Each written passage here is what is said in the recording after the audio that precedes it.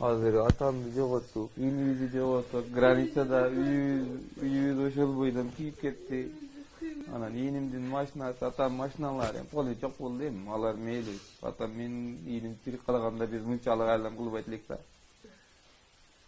Бул калган эле агаң калган, сен атаң калды жүр десең. Баарыбыз качып кетсек кандай болот деп калып кеткен.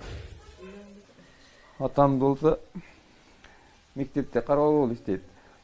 Атам ошо постоянный ушундай чыр чыккан сайын биздин солдаттарды ошо мектепке алып барат да.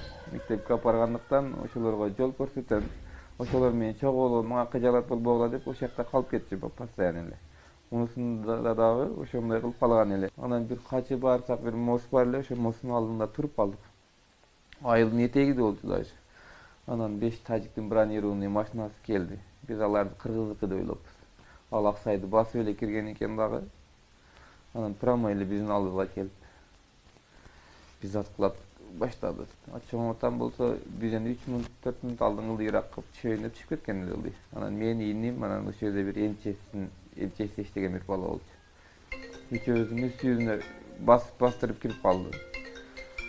Бастырып кирип, ийиним менен эмчесин эмесин атып салды. Мен качып эптеп, качып Кудай сактады, качып кутулдум. Атам алдында солдаттар айтыптыр, мен көргөн жокмун өзүм.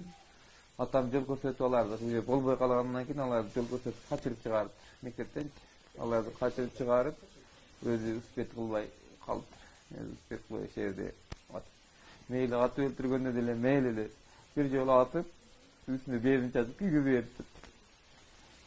Ийнимди болсо мыйыктан тутуп салган.